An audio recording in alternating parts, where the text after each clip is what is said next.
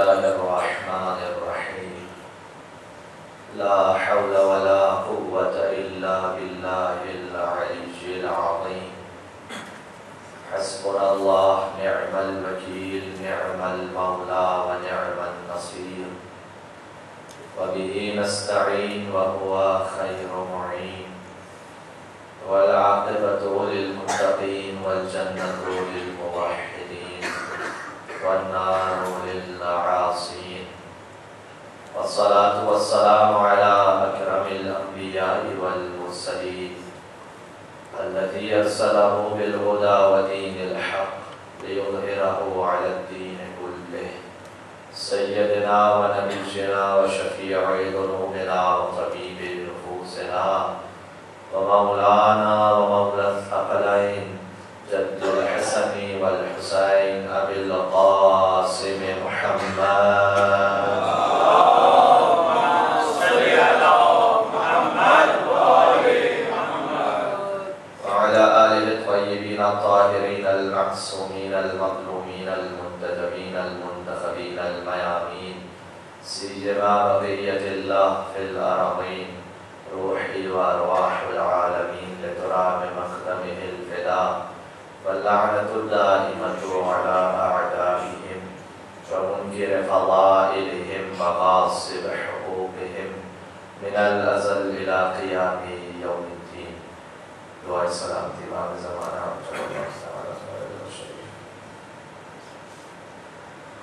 بسم الله الرحمن الرحيم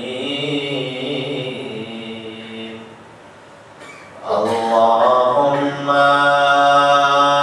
كل وليك الحجة ابن الحسن صلواتك عليه وعلى آبائه في هذه الساعة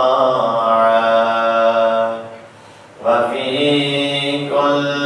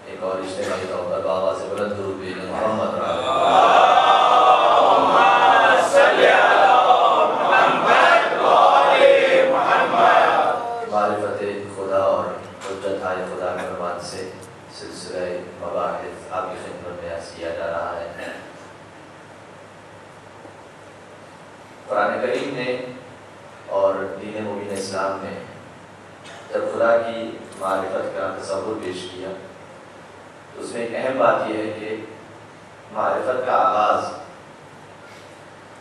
وجود پروردگار سے نہیں کیا، بلکہ توحید پروردگار سیکھیے. وجود خدا اور توحید خدا ان دو معاملات میں فرق ہے. وجود خدا یعنی حقیقت کا وجود، یہ جو اس کائنات کے نظام کو چلا رہے ہیں، اور توحید خدا یعنی اس حقیقت کو ایک ماننا. اس لیے کہ وجود خدا کا مفہوم اتنا واضح اور اتنا روشن ہے جو قرآن کریم اعلان کرتا ہے وَلَئِن سَأَلْتَهُم مَنْ خَلَقَ السَّمَاوَاتِ وَالْأَرْضَ لَيَقُولُنَّ اللَّهُ. اے حبیب، آپ ان مشرکوں سے سوال کیجیے کہ زمین و آسمان کو خلق کس نے کیا؟ تو لَيَقُولُنَّ اللَّهُ، یہ سب کے سب یقیناً کہیں گے کہ اللہ سبحانہ و تعالیٰ نے خلق کیا. جو مشرک ہیں یہ سب کہیں گے کہ اللہ نے خلق کیا، اس لیے کہ یہ اتنی فطری بات ہے، ایک حقیقت کا وجود کہ جو اس کائنات کے نظام کو چلا رہی ہے، اتنی فطری بات ہے کہ ایک چھوٹا سا بچہ بھی بالکل نیو بورن بیبی ہے، اگر اچانک کسی مقام سے آواز آئے تو خود بخود اس جانب متوجہ ہوتا ہے. چھوٹا سا بچہ جسے بھی کوئی شعور نہیں، جسے بھی کوئی سمجھ نہیں، وہ آواز آتی ہے وہ خود بخود متوجہ ہوتا ہے کہ کسی نے کہا کچھ. اس لیے کہ اس کی فطرت میں بات ہے کہ اگر آواز آئی ہے تو آواز نکالنے والا بھی کوئی ہوگا. بغیر متکلم کی آواز آ نہیں سکتی. ہاں میں گزارش کروں، یہ الگ بات ہے، اس پر بحث ہو سکتی ہے کہ وہ آواز نکالنے والا ایک تھا یا ایک سے زیادہ، لیکن اس پر کوئی ڈیبیٹ نہیں ہو سکتی کہ آواز تو آئی لیکن متکلم کوئی موجود نہیں تھا. یہ نہیں ہو سکتا. ابھی مقام سے جا رہے ہیں اپنی سواری میں، تو آپ کی سواری کو خدا نہ خاصہ کسی نے پیچھے ٹکر مار دیا، آپ اپنی ذہنی فکروں میں ہیں، آپ کسی اور خیال میں، لیکن کوئی یہ ٹکر اس بات کی دلیل ہے کہ کوئی نہ کوئی مارنے والا ہے، فوراً ہم متوجہ ہوتے ہیں. یہ نہیں ہو سکتا کہ ایک واقعہ رونما ہو جائے اور اس کے پیچھے کوئی مؤثر موجود نہ ہو. اور تو وجود خدا اور وجود ایک حقیقت یہ بالکل واضح ہے. صادق عالم محمد امام جعفر صادق علیہ السلام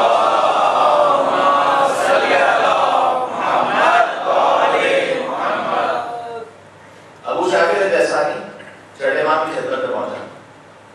یہ موحد نہیں تھا، خدا کو نہیں مانتا تھا.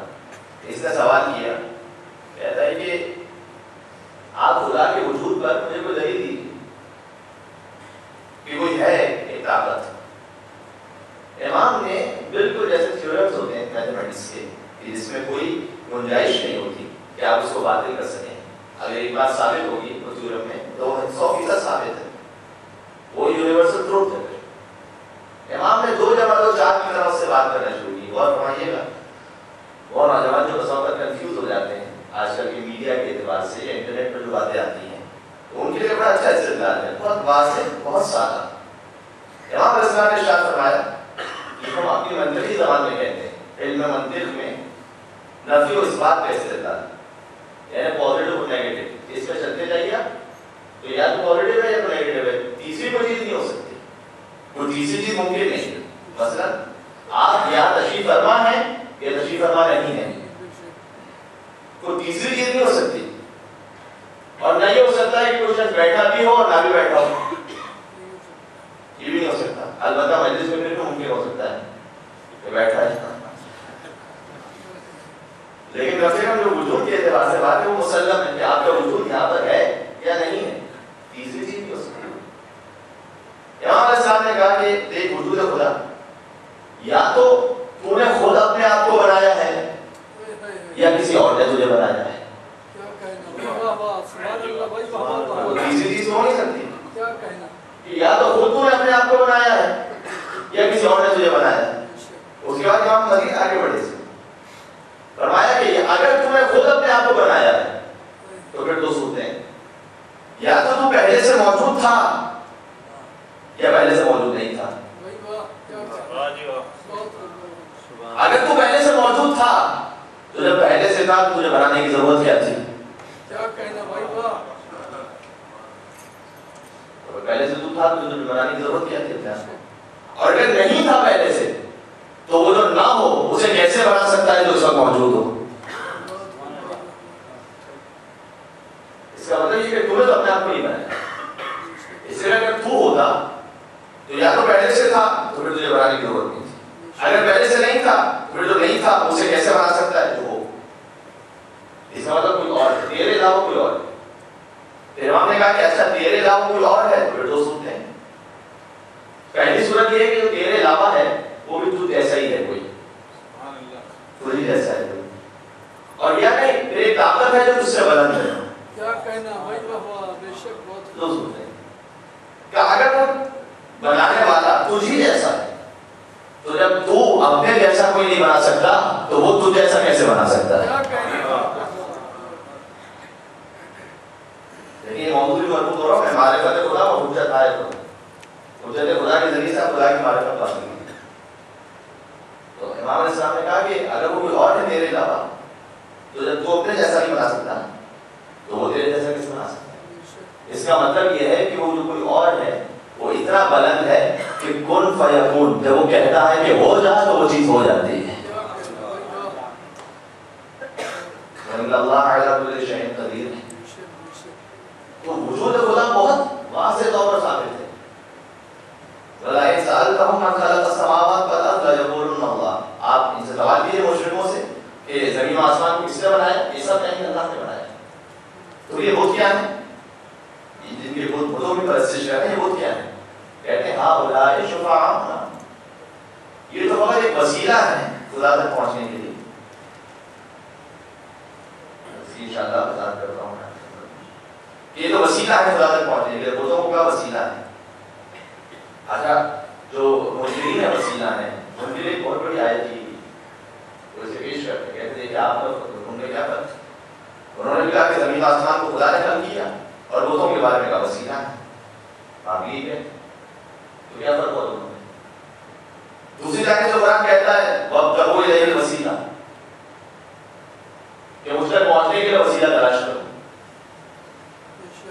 ایک جانب وسیلے کا انکار کیا کہ بتوں کو وسیلہ اگر بنایا تو اللہ نے تکلیف کی ان پر، دوسری جانب کہا کہ مجھ تک پہنچنے کے لیے وسیلہ تلاش کرو۔ یہ دو آیتیں کیسے حل ہوگی؟ بہت واضح ہے۔ قرآن کریم میں ایک ایک جملہ اور ایک ایک لفظ بہت قیمتی ہے، بہت دیکھ کر استعمال کیا ہے۔ وہ کہتے ہیں ہؤلاء شفعاؤنا، یہ سب ہمارے وسیلے ہیں۔ قرآن کہتا ہے وابتغوا الیہ الوسیلہ، مجھ تک پہنچنے کے لیے وسیلہ بناؤ، اور فرمائیے مجھ تک پہنچنے کے لیے وسیلہ بناؤ کا نہیں، وابتغوا الیہ الوسیلہ، مجھ تک پہنچنے کے لیے وسیلہ تلاش کرو، اور فرمائیے وسیلہ تلاش کرو۔ یعنی خدا کہنا چاہتا ہے بنانے کا کام میرا تھا، تلاش کرنے کا کام تمہارا ہے۔ مشرکوں نے کیا کیا تھا؟ وسیلہ بنا لیا تھا خود ان بتوں کو۔ فرق یہ ہے انہوں نے وسیلہ بنا لیا کہ یہ ہمارا وسیلہ ہے۔ خدا کہتے ہیں وسیلہ بنانا تمہارا کام نہیں ہے، وسیلہ بنانا میرا کام ہے، تلاش کرنا تمہارا کام ہے۔ بنایا اس کو میں نے خود سے، تمہیں تلاش کرنا ہے۔ حضرت موسیٰ علیہ السلام کی دعا قرآن کریم میں رب اشرح لی صدری ویسر لی امری واحلل عقدۃ من لسانی یفقهوا قولی واجعل لی وزیرا من اہلی ہارون اخی، اے خدا میرے سینے کو کشادہ کر دے، ویسر لی امری میرے کام کو آسان بنا دے، واحلل عقدۃ من لسانی میری زبان کی گرہوں کو کھول دے، واجعل لی وزیرا من اہلی اور میرے اہل بیت میں سے ایک وزیر بنا دے۔ ہارون اخی، نام اس کا ہارون ہے اور رشتہ داری کیا ہے؟ اخی، میرا بھائی۔ اس میرے بھائی ہارون کو جو میرے اہل بیت میں سے میرا وزیر بنا دے۔ حضرت موسیٰ دعا فرما رہے ہیں کہ میرا کوئی وزیر اور خلیفہ ہو جائے، اور دعا میں تین چیزیں معین کر رہے ہیں، رشتہ داری بھی، کیا کہنا بھائی واہ، سبحان اللہ، سبحان اللہ، اخی میرا بھائی ہے یہ رشتہ داری، خاندان بھی معین کر دیا، اہل بیت میرا اہلی میرے اہل بیت میں سے، اور نام بھی بتا دیا کہ نام اس کا ہارون ہے۔ اب میں حضرت موسیٰ سے کہتا ہوں کہ آپ نبی اللہ ہیں، نام بھی بتا دیا، رشتہ بھی بتا دیا، خاندان بھی بتا دیا، تو پھر خود بنا کیوں نہیں لیتے؟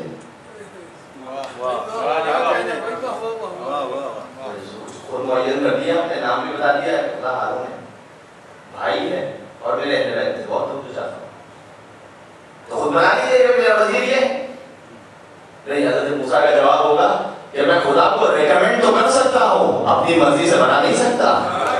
صلوات پر محمد و آل محمد.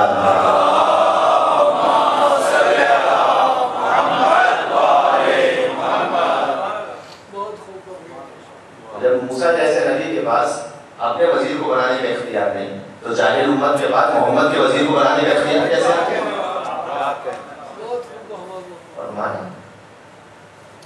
لہذا بنانے کا اختیار تو حضرت موسیٰ کے پاس بھی ہے. اگر کوئی یہی آیت حضرت ابراہیم کے بارے میں، حضرت ابراہیم وَإِذِ ابْتَلَىٰ إِبْرَاهِيمَ رَبُّهُ بِكَلِمَاتٍ فَأَتَمَّهُنَّ، سورہ مبارکہ بقرہ کی آیت ہے. جب ہم نے ابراہیم کا امتحان لیا، ابراہیم کامیاب ہو گئے امتحان میں، فَأَتَمَّهُنَّ 100% کامیاب. قَالَ إِنِّي جَاعِلُكَ لِلنَّاسِ إِمَامًا، اے ابراہیم ہم نے تمہیں انسانوں کا امام بنا دیا. قَالَ وَمِن ذُرِّيَّتِي، اب یہاں پر ایک بڑا لطیف جملہ ہے. ابراہیم خوش ہو گئے امتحان اس امامت کو سن کے. خوشی کی دلیل یہ بھی کہہ رہے کہ خدا جب مجھے امام بنایا ہے میری نسل میں بھی امام بنا دے، ومن ذریت میری نسل میں بھی بنا دے. تو میں حضرت ابراہیم سے کہتا ہوں کہ تخت نمرود کے پاس، تاج نمرود کے پاس، دولت نمرود کے پاس، لشکر نمرود کے پاس، حکومت نمرود کے پاس، آپ کے پاس تو فقط امامت ہے. فقط ایک امامت آپ کے پاس ہے، باقی سب تو اس کے پاس ہے. تو اس میں خوشی کی بات کیا ہے کہ سب کچھ تو اس کے پاس ہے، دنیا اس کے پاس ہے، تخت اس کے پاس ہے، تاج اس کے پاس ہے، حکومت اس کے پاس ہے، لشکر اس کے پاس ہے، خزانہ اس کے پاس ہے. آپ کے پاس بہت امامت ہے. امامت میں خوشی کی بات کیا ہے؟ نہیں، ابراہیم علیہ السلام کا خوش ہونا اس بات کی دلیل ہے کہ امامت وہ ہے جو اللہ کی عطا کرتا ہے، حکومت وہ ہے جو لوگوں کی عطا کرتا ہے.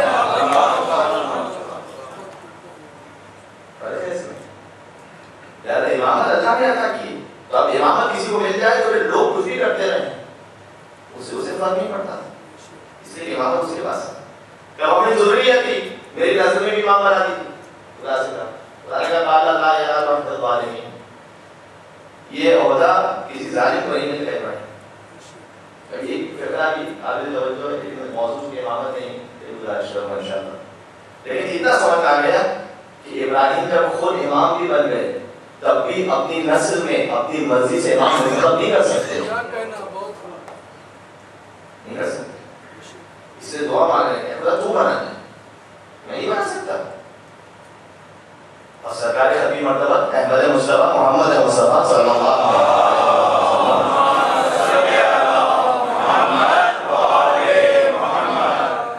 ان کا جملہ وہ بھی بہت قابل توجہ ہے. حضور فرماتے ہیں انی تارکم فیکم الثقلین، میں تمہارے درمیان دو چیزیں چھوڑ کر لا رہا ہوں. آپ تو عربی زبان سے واقفیت رکھتے ہیں، نہیں کہا انی جاعل، میں تمہارے درمیان دو چیزیں بنا کر جا رہا ہوں. فیکم الثقلین، میں تمہارے درمیان چھوڑ کر جا رہا ہوں. بنانے والا تو اللہ ہے، میں تو مگر چھوڑ کے جا رہا ہوں. لہذا بنانے کا اختیار تو سرکار اپنی عدالت کے پاس بھی نہیں، وہ چھوڑ کے جا رہے ہیں. تو وجود خدا یہ ثابت ہے. مشرکین وسیلہ بناتے تھے بتوں کو، اس لیے باطل تھا کہ انہوں نے وسیلہ اپنی مرضی سے بنا لیا. خدا کہہ رہا وسیلہ بنانا میرا کام ہے، تلاش کرنا تمہارا کام ہے. اور اللہ نے پھر جناب امیر المومنین کا ایک عجیب جملہ ہے، جتنی بار دل پڑھتا ہے تو خوش ہو جاتا ہے کہ اللہ نے اس کائنات کو بھی خلق کیا ہے تو وہ کر سکتا تھا خلق براہ راست، اس میں کوئی شک نہیں. اس لیے کہ وہ اہل بیت کی حدیث ہے، فرماتے ہیں کہ اگر اللہ چاہتا تو بغیر وسیلے کے بھی کام کر سکتا. یہ کچھ خیال نہ کرے کہ وہ وسیلے کا محتاج تھا، نہیں، وہ چاہتا تو کر سکتا تھا لیکن اس نے ہمیں وسیلہ قرار دے دیا، اس نے ہمیں قرار دے دیا. اس پہ کسی کو اعتراض کیا اگر اللہ کسی کو بنا دے تو؟ جناب علی اپنے بارے میں ارشاد فرماتے ہیں، نام کے بارے میں، فقط اپنے نام کے بارے میں کہتے ہیں انا خود بسمی علی العرش فاستقر وعلى السماوات فقامت وعلى الأرض ففرشت وعلى الريح فذرت وعلى الوادي فهمعت وعلى السحاب فدمعت وعلى النور فقطعت وعلى الرعد فخشع وعلى الليل فدجى وأظلم وعلى النهار فأنار وتبسم. عجیب و غریب جملہ ہے ہمارے یہاں کہ انا خود بسمی علی العرش فاستقر، میرا نام جب عرش پر لکھا گیا اسے قرار آ گیا.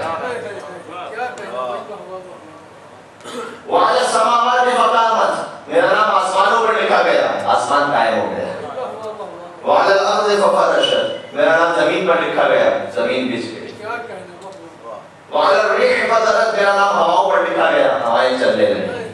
वअला अलवादी फहमा, मेरा नाम वादियों पर लिखा गया, उससे नहरें जारी हो गई। वअला सहाब फदमा, मेरा नाम बादलों पर लिखा गया, तो बादल बरसने लगे। वअला रअद फखशा, मेरा नाम बिजली पर लिखा गया, तो बिजली कड़कने लगी। वअला लैली फदजा वज़लमा, मेरा नाम जब रात पे लिखा गया, तो रात तारीक हो गई। वअला नहार फअनार वतवस्समा, मेरा नाम जब दिन पर लिखा गया, तो दिन रोशन हो गया और मुस्कुराने लगा। सलवात पर मोहम्मद व आले मोहम्मद।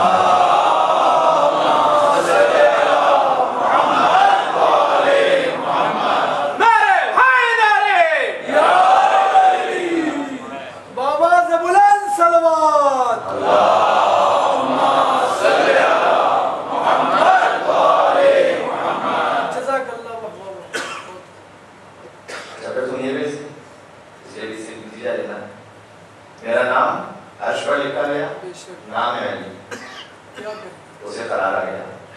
मेरा नाम आसमान पर लिखा गया, अकामत वो कायम हो गया। वअला अर्ज़ फफरशत, ज़मीन पर आया, ज़मीन बिछ गई। तो एक हदीस है, हदीस में है कि खत्मी मतलब ने इरशाद फरमाया इन्नल्लाह हर्रमल मश्य मन अबग़ज़ अलिय्यन हर्रमल्लाहु अलैहिल मश्य अलल अर्ज़। जो अली से बुग़्ज़ रखता है, खत्मी मतलब ने इरशाद फरमाया, जो अली से बुग़्ज़ रखता है, अल्लाह ने उस पर ज़मीन को चलने पर हराम करार दिया।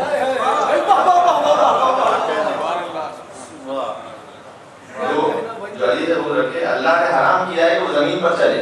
क्यों? इसलिए कि ज़मीन है तुराब, अली है वो तुराब। सल्लल्लाहु अलैहि मोहम्मद व आले मोहम्मद।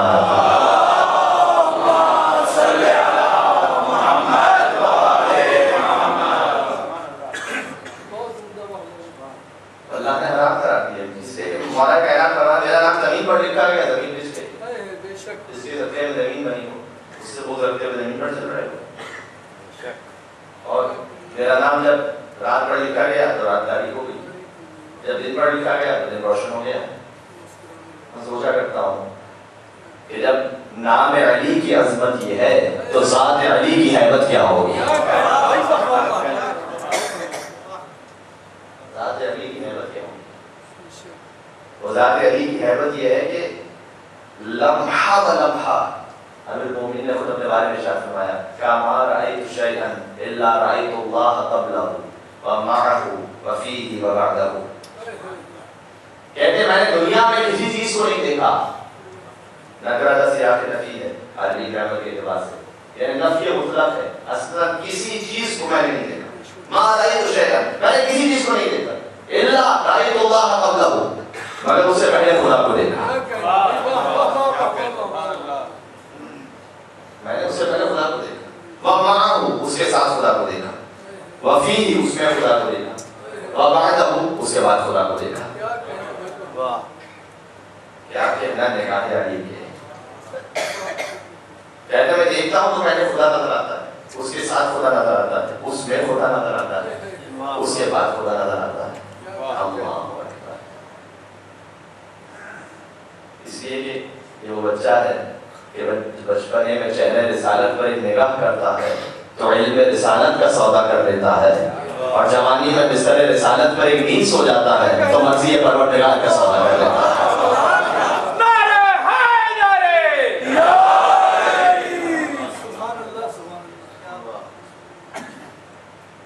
मौला कायनात की ज़ात बाज़मत पर एक दुरूद भेजे मोहम्मद व आले मोहम्मद।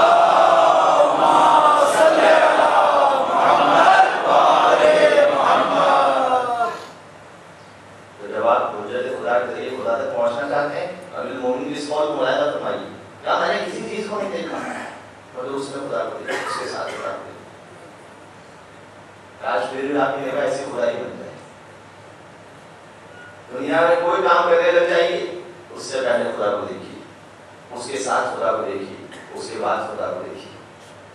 लेकिन जानिए एक कदम भी गलत नहीं हो सकता अगर किसी की निगाह ऐसी बन जाए। अमीरुल मोमिनीन लम्हा ब लम्हा उनकी जिंदगी इताअत परवरदिगार है, लम्हा ब लम्हा। جنگ خندق میں جب حضور ارشاد فرمائے کہ غربت علی یوم الخندق افضل من عبادت الثقلین، کوئی معمولی جملہ نہیں ہے. ثقلین کہتے کسے ہیں؟ چھوٹے بچوں کے لیے گزارش کرتے ہیں. ثقلین کسی شخص کا نام نہیں ہے. ثقلین بھائی جیسے کہتے ہیں وہ ثقلین کسی شخص کا نام نہیں. ثقلین کیا ہے؟ سارے جن اور سارے انسان جو قیامت تک آئیں گے، سارے جنات سارے انسان جو قیامت تک آئیں گے. حضور نے فرمایا ضربت علی یوم الخندق افضل من عبادت الثقلین. علی کی ایک ضربت، ایک، یہ ثقلین کی عبادت سے افضل ہے. ثقلین کی عبادت میں مجھے نہیں معلوم کتنی نمازیں ہیں، کتنے روزے ہیں، کتنے جہاد ہیں، کتنا خمس ہے، کتنی زکات، نہیں معلوم. اب یہ جو ایک جملہ ہے اس سے بسا اوقات تھوڑا سرسری گزر جاتے ہیں، لیکن حضور نے ارشاد نہیں فرمایا کہ ضربت علی یوم الخندق افضل من ضربات الثقلین. خندق کے دن علی کی ایک ضربت ساری ضربتوں سے افضل ہے. مقابلہ عام طور پر کس کا ہوتا ہے؟ موازنہ ایک جیسی چیزوں کا ہوتا ہے، ایک جنس کی ہوتی ہے.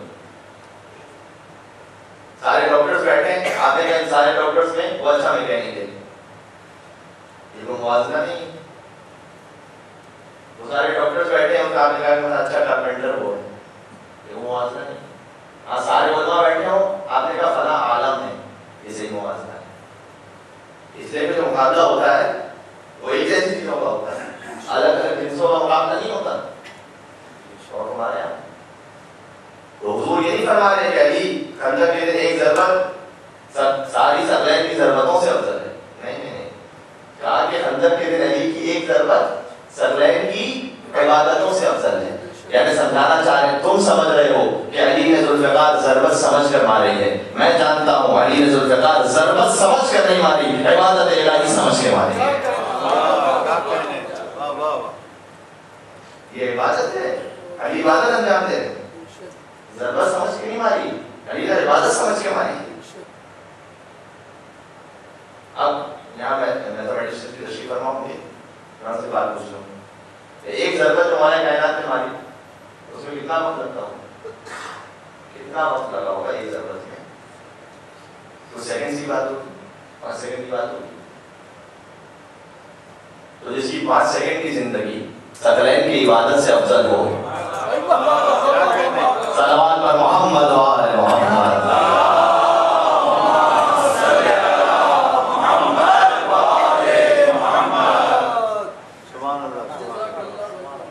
جس کی چند لمحوں کی زندگی ثقلین کی عبادت سے افضل ہو، اس کی 63 برس کی زندگی کا عالم کیا ہوگا؟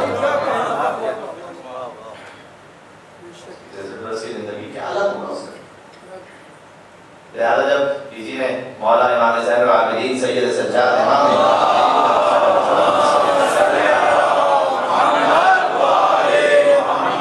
سوال کیا کہ مولا آپ سید الساجدین ہیں، زین العابدین ہیں، آپ کتنی عبادت کریں گے مولا؟ تو مولا نے کہا کہ ذرا وہ صحیفہ کا لانا کہ جس میں رجت امیر المومنین کی عبادت کا ذکر ہے، اس کا تذکرہ ہے. جو وہ صحیفہ لایا گیا، مولا نے کہا دیکھو میری عزت کیسی عبادت کرتے تھے. میری عزت کی عبادت کا عالم کیا تھا؟ شاید وجہ یہی تھی کہ سید سجاد چوتھے امام ہماری جان ان پر قربان علیہ افضل الصلاۃ والسلام. لیکن مولا کی عبادت معروف ہے ان کے سجدوں کی وجہ سے، مولا کی عبادت معروف ہے ان کی نمازوں کی وجہ سے، لیکن ان کے جن وہ ہیں جن کی ایک ضربت ثقلین کی عبادت سے افضل ہے. اس کی ایک ضربت کا عالم یہ ہو، اس کی ساری ضربتوں کا عالم کیا ہوگا؟ اس کے سارے سجدوں کا عالم کیا ہوگا؟ اس کی ساری نمازوں کا عالم کیا ہوگا؟ تاریخ میں کہ جب شہزادی جوانین کے پاس آ کر کہا کرتے تھے، کہتے تھے علی گزر گئے، انتقال ہو گیا انہیں، تو سوال کیا کرتی تھی کیا تم نے علی کو مصلی پر تو نہیں دیکھا؟ کہا کہ ہاں ہم نے مصلی پر دیکھا ہے، ایسے ہیں جیسے بس روح نکل گئی. تو شہزادی جواب دیتی تھی کہ تم نے تو آج علی کو دیکھا ہے، میں تو روز علی کی ایسی حالت دیکھتی ہوں، میں تو روز علی کو دیکھتی ہوں. جب حاکم شام کے سامنے زرار پہنچا علی کا چاہنے والا حاکم شام نے سوال کر دیا، پوچھ لیا کہ ذرا علی کے بارے میں بتاؤ۔ اچھا یہ وہ لوگ تھے کہ جنہیں بہت سمجھ تھی، بہت معرفت تھی مولا کائنات کی، یہ سب سمجھ رکھتے تھے۔ ہے نا تاریخ میں جب حاکم شام کے پاس ایک شخص آیا گفٹ لے کر، تو اس نے کہا، یزید بیٹھا ہوا تھا ساتھ میں اور عمرو بن عاص کے ساتھ بیٹھا ہوا تھا، یہ دونوں بیٹھے ہوئے تھے اور کوئی گفٹ دے کر چلا گیا حاکم شام۔ حاکم شام نے کہا کہ یہ گفٹ اسے ملے گا جو علی کی فضیلت میں سب سے اچھا شعر کہہ دے۔ اب دشمنان علی کے درمیان علی کی فضیلت کا مشاعرہ ہو رہا ہے۔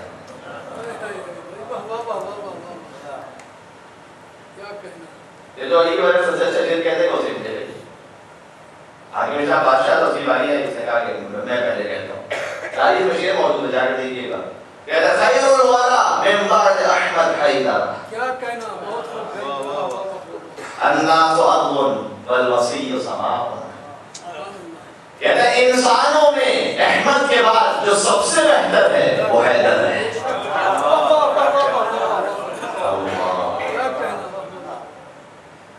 یہ شعر نیزم تمار کا نہیں ہے، یہ ہمارے یاسر کا شعر نہیں ہے، یہ حاکم شام کا شعر ہے۔ خیر الورا من بعد احمد حیدر، وہ حاکم شام جس کے بارے میں علامہ امینی نے لکھا کہ 80,000 شیعہ یعنی علی ابن ابی طالب کو قتل کیا اس نے۔ وہ کہہ رہا ہے یہ فضیلت کے بارے میں، کہتا ہے کہ انسانوں میں احمد کے بعد سب سے بہتر الناس ارض والوصی سماء، انسانوں کی مثال زمین جیسی ہے، مصطفیٰ کے وصی کی مثال آسمان جیسی ہے۔ یہ شعر کا اس نے۔ پھر یزید کی باری آئی، یزید کہتے ہیں علی ان کا ملیح ہے، علی کی مثال ایسی ہے جیسے ایک شخص کی 2 بیویاں ہوں۔ اس نے اپنے کیریئر کے اعتبار سے کہا جیسے اس کا لیول تھا، اس نے کہا کہ جیسے ایک شخص کی 2 بیویاں ہوں تو ہمیشہ ان میں حسد رہے گا، کہ محبت نہیں ہو سکتی، لیکن علی کی ذات وہ ہے کہ چاہے کوئی کتنا ہی بڑا دشمن علی کیوں نہ ہو، علی کی فضیلت کا اقرار کیے بغیر نہیں رہ سکتا۔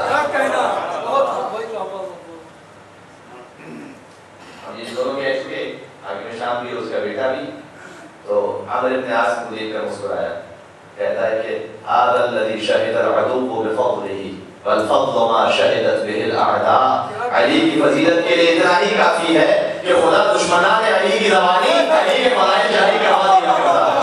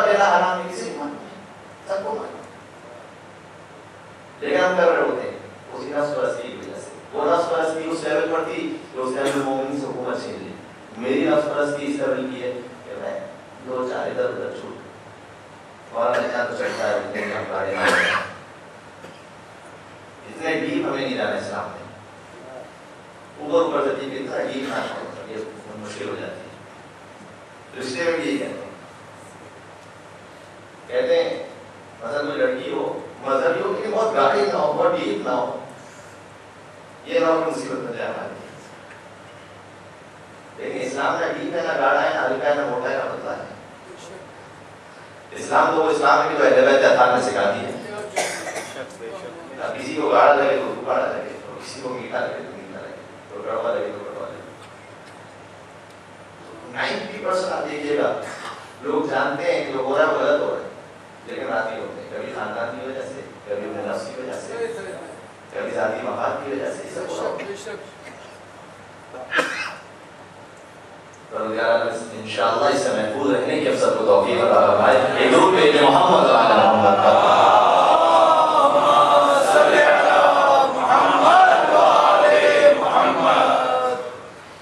تو حاکم شام کے ساتھ جب زراعت پہنچا، علی کون؟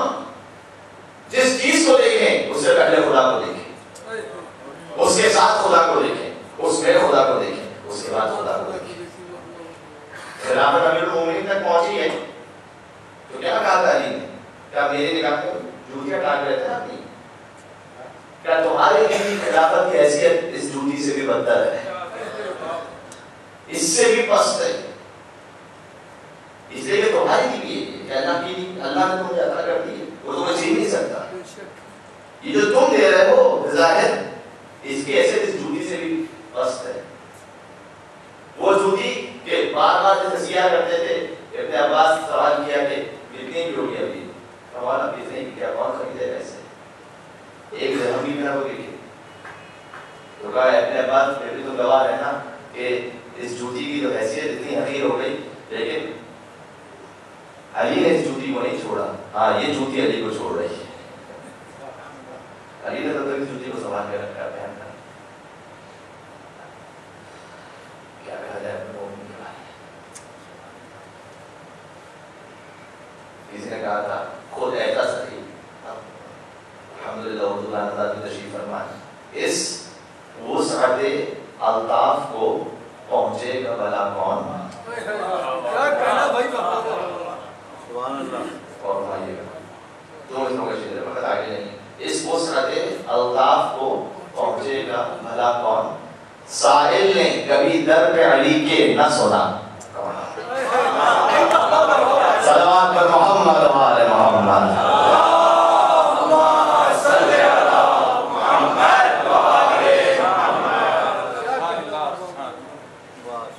سائل نے کبھی در پہ علی کے نہ سنا.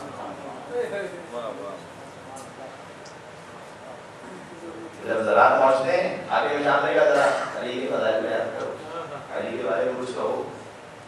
کیا تو برداشت نہیں کر سکے گا؟ کیا نہیں تم کہو؟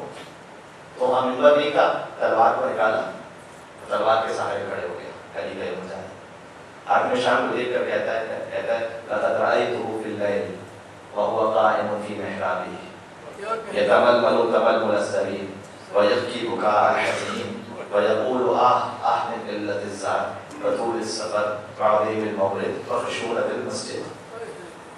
کہ میں نے دیکھا علی کو، رات کی تاریکی ہو چکی ہے، ستارے ظاہر ہو چکے ہیں، لوگ اپنے گھروں کو جا چکے ہیں. وَهُوَ قَائِمٌ فِي مِحْرَابِهِ، لیکن میرا مولا محراب عبادت میں کھڑا ہے. يَتَمَلْمَلُ تَمَلْمُلَ السَّرِيرِ، ایسے تڑپ رہا ہے جیسے سانپ کا کاٹا تڑپا کرتا ہے. وَيَبْكِي بُكَاءَ الْحَزِينِ، ایسے رو رہا ہے جیسے کسی ماں کے سامنے اس کے جوان بیٹی کی موت ہو ہے. رو رہا ہے. کہتا ہے یقول من قلة الزاد، اے خدا علی کے پاس ہمارے سفر کتنا کم ہے، اور طول السفر تجھ تک پہنچنے کا سفر کتنا لمبا ہے. وعظیم المورد، تجھ تک پہنچنا قیامت کا منظر کوئی آسان منظر نہیں ہے، عظیم حاضری ہے تیرے سامنے. وخشونۃ المسجد، تجھ تک جو پہنچنا ہے وہ سکون سواری میں نہیں پہنچنا، تجھ تک پہنچنا ہے قبر کے اندھیرے کے ساتھ، تاریخ قبر کے ساتھ. کہ میں نے دیکھا علی کے حال نہیں تھا. قربان سمیر المومنین کے وہ علی کے جب میدان جنگ میں آ جائے، دیکھیں مسجد کا اور میدان جنگ کا تقاضا الگ ہوتا ہے. میدان جنگ میں انسان آتا ہے سینہ تان کر آتا ہے، شجاعت کے ساتھ آتا ہے، اور جب مسجد میں جاتا ہے تو سر جھکا کے جاتا ہے، تواضع کی ساری کے ساتھ جاتا ہے. وہ علی کے اگر مسجد میں آ جائے تو علی کا کانپتا ہوا جسم نظر آئے، میدان جنگ میں آ جائے تو خیبر کا اکھڑا ہوا در علی کے ہاتھ میں نظر آئے. صفی الدین حلی کہتے ہیں، عرب کے بہت بڑے شاعر ہیں، ابن خلدون ان کے بارے میں کہتے ہیں اگر کسی کو عربی شاعری کرنی ہے تو صفی الدین اہلی کے اشعار سے یاد ہونے چاہیے. جیسے ہمارے اردو میں غالب کے بارے میں کہا جاتا ہے, اقبال کے بارے میں کہا جاتا ہے, ویسا صفی الدین اہلی کے بارے میں بہت ماہر شاعر نے عرب تھے. امیر المومنین کے بارے میں کہا جمعت فی صفاتک الاصداد ولہذا عزت لک العنات. کہتے ہیں امیر المومنین آپ کی ذات میں متضاد صفات جمع ہو گئی تھی, ولہذا عزت لک العنات, لہذا آپ کی مثال لانا ناممکن ہے. آپ بے مثال ہیں. جو مسجد کا مجاہد, مسجد کا جو نمازی ہوتا ہے وہ میدان کا غازی نہیں ہوتا. عام طور پر جو شجاع ہوتا ہے وہ مسجد میں آپ کو کم نظر آئے گا, جو مسجد کا نمازی ہے وہ جنگ میں کم نظر آئے گا. لیکن کہتے ہیں مولا جو میں آپ کی صفات الافراد, آپ کی ہستی کو ہے متضاد صفات جمع ہو گئی تھی. ولہذا عزت لک الانداد, لہذا مولا آپ کی مثال لانا ناممکن ہے. کیوں؟ اس لیے کہ ناسکن مجاہدن ناسکن, آپ عبادت کرنے والے بھی ہیں, آپ جہاد کرنے والے بھی ہیں. آپ فقیر جواد, آپ فقیر بھی ہیں, ساری کائنات کو عطا کرنے والے بھی ہیں. آپ میں متضاد صفات جمع ہیں. وہ امیر المومنین جو اتنے شجاع تھے کہ میں نے کل عرض کیا شجاعت کا عالم کہ میدان جنگ میں علی کے مقابلے میں فرار کر جانا وہ ذلی کی دلیل نہیں ہے. کہا کہ شامل پیش کر چکا ہوں. اسی علی کے بارے میں جارج جرران نے لکھا اپنی کتاب میں, کہتا ہے علی کا حلم, علی کی شجاعت, علی کا روب ایسا تھا دنیا کی کوئی شاعری کے مقابلے میں نہیں آ سکتی تھی, دنیا کی کوئی شاعری کو ہرا نہیں سکتی تھی. لیکن ایک چیز وہ تھی جس سے دیکھ کر علی کا دل کانپ جاتا تھا, وہ یہ کہ علی اگر کسی یتیم کی آنکھوں میں آنسو دیکھ لیں, کہ وہ شجاع علی کے بڑے بڑے پہلوان جس کے سامنے سے بھاگ جائے, وہ اتنا کریم بھی تھا, وہ اتنا رحیم بھی تھا کہ اگر کوئی یتیم اس کے سامنے رو جائے تو علی سے پھر برداشت نہیں ہو پاتا. یہ ہے متضاد صفات. امیر المومنین کی ذات بہت عجیب ہستی ہے امیر المومنین کی. انشاءاللہ اور مزید اثر ہونے اس حوالے سے میں کہتا ہوں, اے مولا ایک عام یتیم آپ کے سامنے اگر رو جائے علی سے برداشت نہیں ہو پاتا. اگر کربلا میں کوئی یتیمہ ہو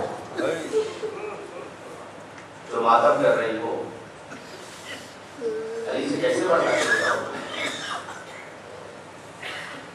وہ یتیمہ جو تماچے کھاتی نہ رہی ہے,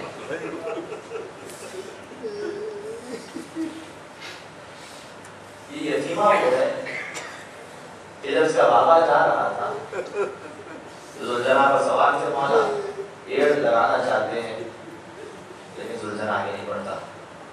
مولا نے کہا کہ زلجنا, بعض علماء کہتے ہیں کہ اپنے سر کو زلجنا کی گردن پر رکھا اور کمال غربت کے ساتھ کہا ہے زلجنا مجھے معلوم ہے صبح سے لاشیں اٹھا کر تھک گیا, لیکن حسین کا وعدہ ہے یہ حسین کی آخری زحمت ہے, اس کے بعد حسین مجھے زحمت نہ دے گا. اب جو زلجنا نے نظروں سے اشارہ کیا تو قدموں سے لپٹی ہوئی سکینہ فریاد کر رہی تھی کہ اے میرے بابا کے زلجنا, میرے بابا کو مت. یہ حسین کی یتیمہ. حسین اترتے ہیں, سکینہ سے کہا کہ بیٹی شاید میں تیرے پانی کی سبیل کراؤں. کہا نہیں بابا, چچا عباس بھی یہی کہتے ہیں چچا واپس نہ آئے. بیٹھ گئے سکینہ سے جدا ہوئے.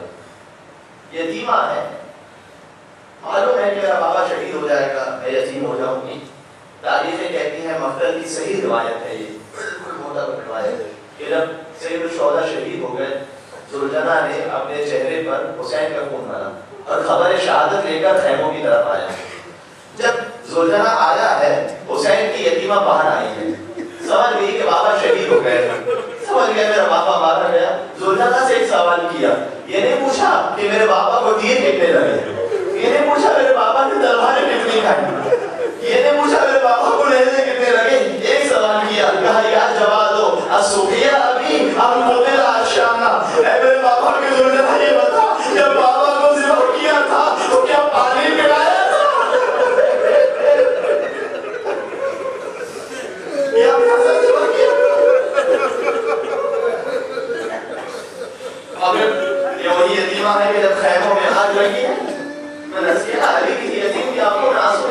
سکتا تھا. جس کے دامن میں بھی آگ لگ گئی, بچی کا کرتا جل رہا تھا, بچی خیموں سے باہر آئی, حبیب ابن مسلم عیسائی ہے, اسے نہیں معلوم یہ بچی کون ہے, آگے بڑھتا ہے, چاہتا ہے کہ آگ بجھا دے, بچی پیچھے ہٹ گئی, کہتی ہے میں آل محمد کی بچی ہوں, کوئی نام ہے میرے جسم کو ہاتھ نہیں لگا سکتا. اس نے کہا بیوی میں دامن پکڑ کے آگ بجھاؤں گا. اس نے دامن پکڑ کے آگ بجھائی. بچی نے کہا تو مجھے رہنے معلوم ہوتا ہے, اس نے کہا اب تک تو جو بھی آیا تھا بچے مارنے والا آیا, کپڑے لگانے والا آیا, کیا ایک مہربانی مجھ پہ کر سکتا ہے؟ اس نے کہا بیوی بولو کیا یہاں سے نجف کا پتہ بتا سکتا ہے؟ اس نے کہا بیوی نجف جا کر کیا کروں گی؟ کہا تمہیں نہیں معلوم نجف میں میرا دادا کائنات کا مشکل کشا علی کا مرتضیٰ رہتا ہے, نجف جا کے فریاد کروں گی دادا ہر ایک کی مشکل کشائی کراتے ہو. آج نے حسین کی یتیمہ تمہارے سے کھانے